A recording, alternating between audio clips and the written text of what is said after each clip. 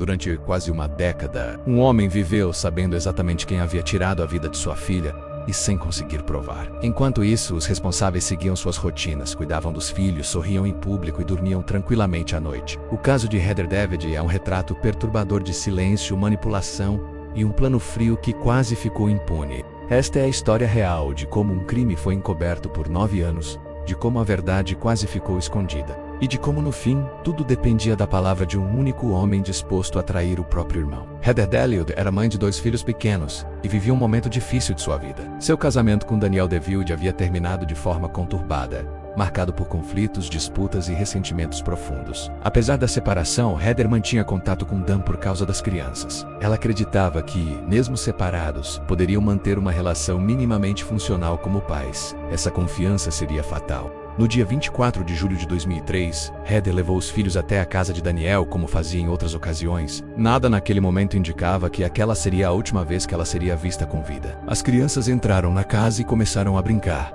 alheias ao que estava prestes a acontecer. Heather seguiu Dan até a garagem, acreditando que ele queria conversar. O que ela não sabia era que aquele espaço havia sido escolhido como palco de um plano que vinha sendo pensado há meses. A motivação começou a se formar em abril daquele mesmo ano. Daniel havia sido oficialmente obrigado pela justiça a pagar pensão alimentícia. Para ele, isso não era apenas uma obrigação legal, era uma afronta. Segundo o que seria revelado anos depois, ele passou a enxergar Heather como a origem de seus problemas financeiros e pessoais. Foi nesse período que ele começou a planejar tirar sua vida.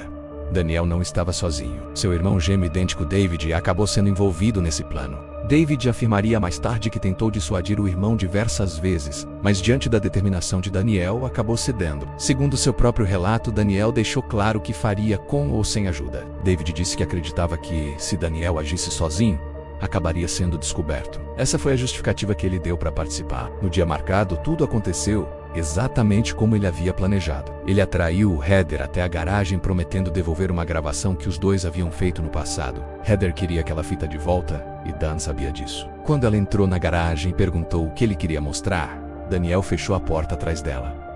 Foi tudo muito rápido. Daniel a pegou pelos ombros e a jogou com força no chão. Heather tentou se levantar, confusa, sem entender o que estava acontecendo. Foi nesse instante que ela olhou para David.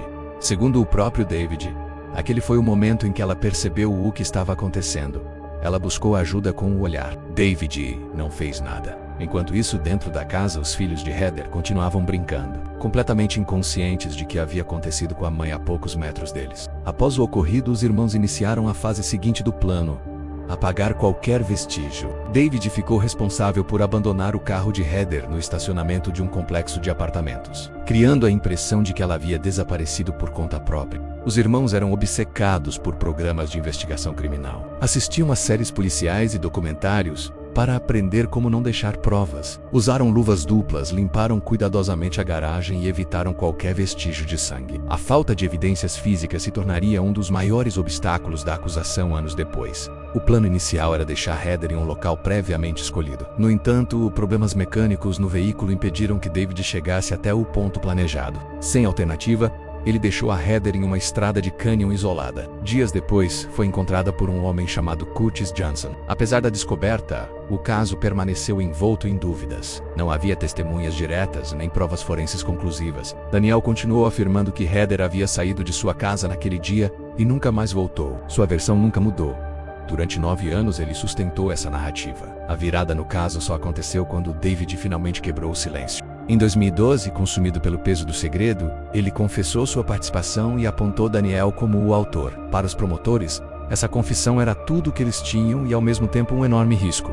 David havia mentido por quase uma década. Ele admitia ter ajudado a ocultar o caso. Sua credibilidade era frágil. Antes de receber qualquer acordo, ele foi submetido a um teste de polígrafo. Embora tenha passado nas questões relacionadas a Heather, surgiram inconsistências quando o assunto era o possível envolvimento de sua esposa, Rosiane. Rosiane chegou a ser presa por 8 meses. No entanto, por falta de provas concretas, todas as acusações contra ela foram retiradas. Os promotores afirmaram que acreditavam que ela sabia mais do que dizia, mas não conseguiram provar isso além de qualquer dúvida razoável. O julgamento de Daniel começou em novembro de 2012, sem evidências físicas. Todo o caso dependia do testemunho de David.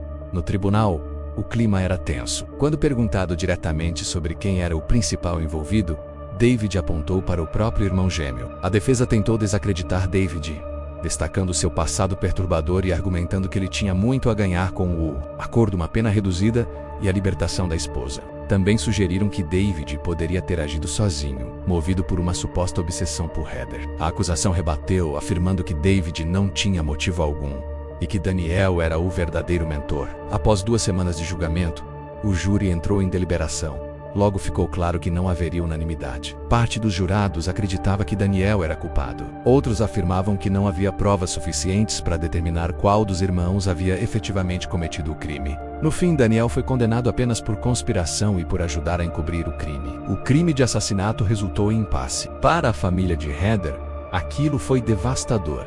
Eles queriam justiça completa. A promotoria anunciou imediatamente que tentaria um novo julgamento. 1 mês depois, diante da possibilidade real de passar o resto da vida na prisão sem liberdade condicional, Daniel DeWilde aceitou um acordo e se declarou culpado. Em fevereiro de 2013, Daniel retornou ao tribunal para a sentença. Diante do juiz, ele admitiu ter causado a morte de outra pessoa, mas nunca pronunciou o nome de Heather. Nunca pediu desculpas à família dela. Nunca demonstrou arrependimento. O juiz foi direto e duro em suas palavras.